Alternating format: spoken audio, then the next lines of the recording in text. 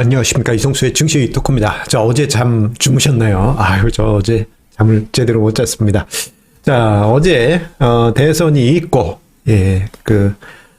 개표 과정을 쭉 보다 보니까, 정말 박빙이었죠. 좀 긴장감이 넘칠 정도였는데, 자, 어쨌거나 대선은 끝났고요. 윤석열 후보가, 대통령 당선인이 됐습니다. 자, 이제부터 주식시장에서 어떤 현상이 나타날지, 이러한 부분에 대해서 궁금한 점이 많이 있으실 텐데요.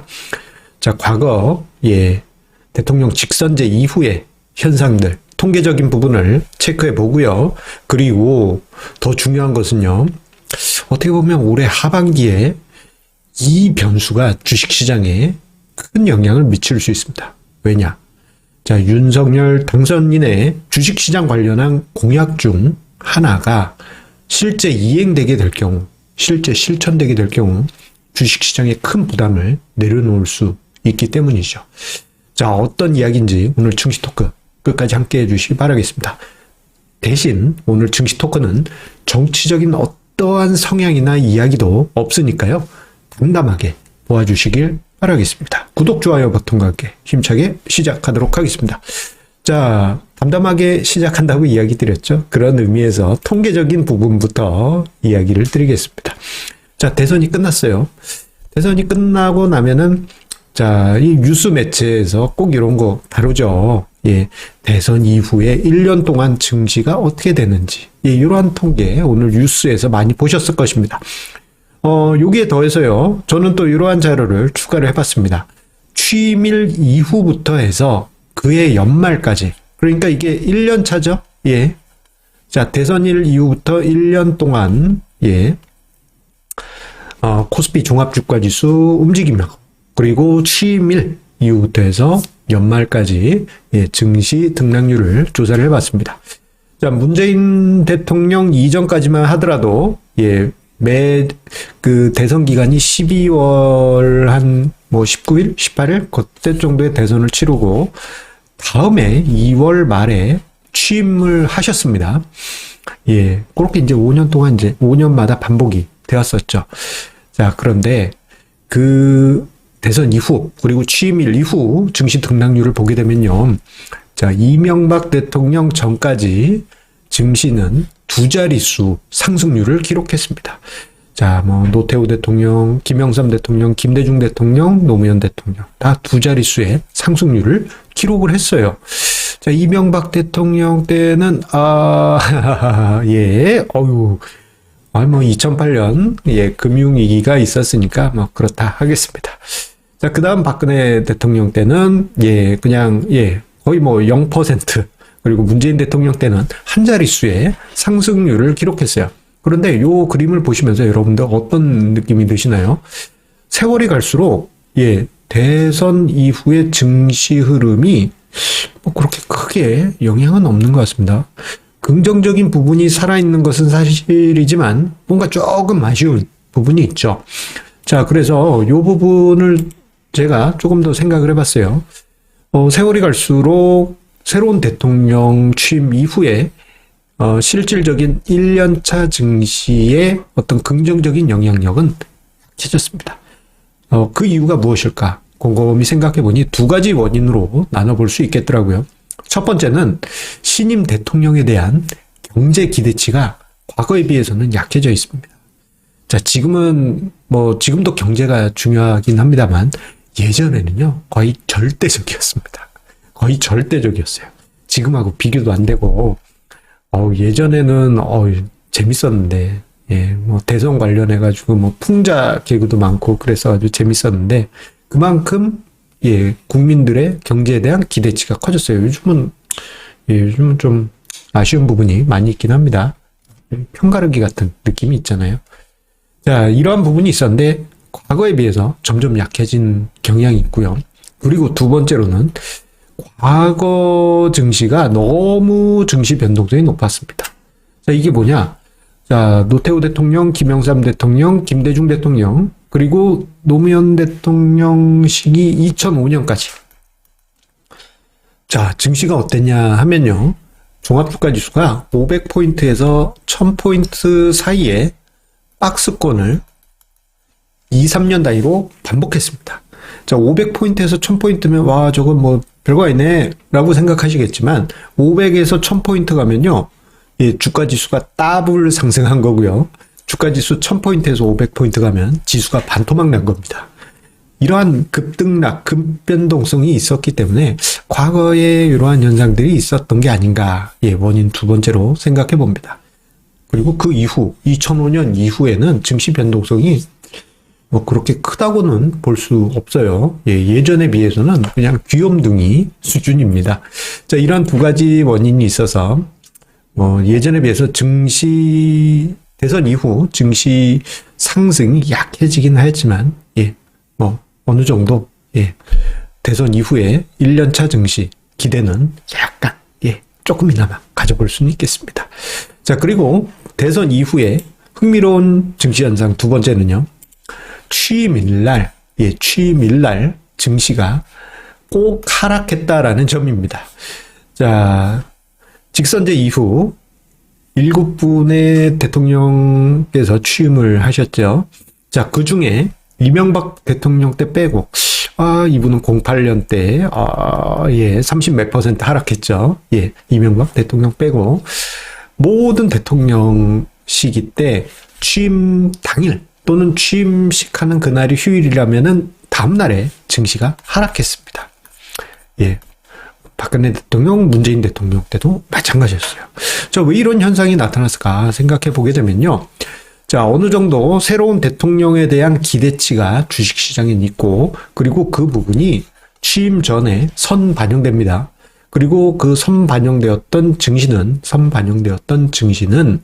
예, 취임식 딱 하는 날, 우리가 이제 투자론에서 이야기하는 재료 노출, 예, 재료 공시, 재료 뉴스화, 예, 그 D-Day가 되기 때문에 오히려 시장에서는, 예, 그 기대치의 생명력이 끝나게 된 것입니다. 그러한 부분이 반영이 되어서 오히려 취임식 날 증시가 하락했던 역사가 있다. 예, 신기한 역사죠. 자, 이번 같은 경우 취임식이 언제 5월인가요? 예. 예, 그때쯤에, 예, 요 자료 한번 떠올려 보시면서 참고하시는 것도 재미있지 않을까 싶습니다. 자, 그런데 지금까지는 이제 통계적인 이야기를 드렸어요. 예전 직선제 이후에, 증시 현상에 대해서 설명을 드렸는데, 자, 앞으로 다가올 주식시장에서 우리가 중요하게 체크해야 될 사항이 있습니다. 윤석열 대통령 당선인의 여러 가지 공약들이 있어요. 이제 뭐 뉴스 매체들 보시면 잘 정리된 내용도 있고 합니다. 그런데 뭐 이제 주식 투자자로서 제 눈에 들어온 것은 주식 관련한 여러 가지 공약과 더불어서 이게 예, 경쟁적인 부분이니까, 예, 부동산 관련한, 예, 정책을 같이 보게 됩니다. 왜냐하면 부동산 관련한 정책에서 여러 가지 뭐 종부세를 뭐 통합한다든가 뭐 양도세 관련한, 예, 여러 가지 부담을 낮춘다든가 이런 이야기들 계속 나오고 있지 않습니까? 자, 이런 상황에서 주식 관련 공약이 취약할 경우, 예, 부동산 쪽으로 또다시 머니 무브가 발생할 수 있어요. 2020년, 2021년에 대규모 자금이 주식시장으로 넘어왔던 것이 부동산 세제로, 예, 물길이 꽉꽉 막히다 보니까 돈이 주식시장으로 넘어온 부분이 많이 있습니다. 자, 그런데요, 지금 주식시장을 보실 때 한 가지 눈에 걸리는, 예, 예정된 정책이 있습니다. 뭐냐면은 2023년에 금융투자소득세, 이 실질적인 주식 양도세입니다. 2023년부터 시행이 되죠. 이것 때문에 언제였습니까? 2020년, 재작년, 예, 가을에 막 우리 투자자분들 분노하시면서, 예, 뭐 국민청원 넣고 하셨던 기억나실 것입니다. 이게 어쨌거나 23년에 지금 시행 예정입니다. 그래서 이제 증권사들, 이제 전산 쪽 계신 분들하고 얘기하다 보면, 금융투자소득세 관련해서 지금 시스템 세팅하고 있다, 뭐 그런 얘기들을 하고 계십니다. 그런데 지금 윤석열 대통령 당선인 공약 중에, 예, 주식 양도세, 예, 폐지, 예. 요 공약이 있었잖아요. 그런데 요 주식 양도세 폐지 관련해 가지고 이게 이제 이게 전체적으로 폐지한다. 뭐 그런 뉴스 기사도 있습니다. 그런데 저 공약이 실천되는지 여부를 주식 투자자로서 관심 있게 지켜볼 필요가 있습니다. 왜냐하면 요게 이제 앞으로 이제 한 5월 정도에 정부가 이제 출범하고 2023년까지는 7개월밖에 안 남아요. 그 기간 중에 주식 양도세 폐지를 진행하지 못했다 한다면요, 주식 시장에 있는 유동성이 괴멸될 수 있습니다. 요게 지금도 지금 불안불안한데 이 부동산 쪽으로 밀려버릴 수가 있어요. 이런 골치 아파집니다. 그래서 이 주식 양도세 폐지 요 부분 관련해 가지고 어떻게 공약이 실천되고 있는지 여러분들도 관심 있게 보실 필요가 있지 않을까 싶습니다. 저도 계속 지켜보도록 할게요. 민감합니다. 왜냐하면 동학개미 투자자분들 중에 상당수가 2023년 되기 전에 한몫 잡고 주식시장 떠나겠다. 왜? 금융투자소득세 23년에 시행되니까 그렇게 이야기하신 분들이 많다 보니 제가 마음속에 지켜보고 있는 이슈이긴 합니다. 자, 드디어 대선은 끝났고요. 그리고 많은 분들이 친척, 가족, 뭐 친구들, 지인들 관계에서 많은 갈등이 있으셨을 거예요. 그러면서 이런 얘기도 하실 거예요. 내가 지지한 사람이 당선됐으니까 이제 증시가 폭등할 거야. 또는 내가 지지하지 않은 후보가 당선됐으니 이제는 증시가 폭락할 거야. 이렇게 극단적으로 생각하실 수도 있어요. 높아심의 이야기 드립니다만 이거 하나도 중요하지 않습니다. 왜냐하면 주식 투자에 있어서 어떤 자신이 지지하는 후보가 당선됐다 떨어졌다 그걸로 주식 시장을 판단하는 것은요, 이건 그냥 감정일 뿐입니다. 감정일 뿐이에요. 오히려 여러분들의 투자 실력, 그리고 여러 가지 투자 관련한 공부나 연구, 이게 실질적으로 더 큰 수익을 만들어주는 원천이에요.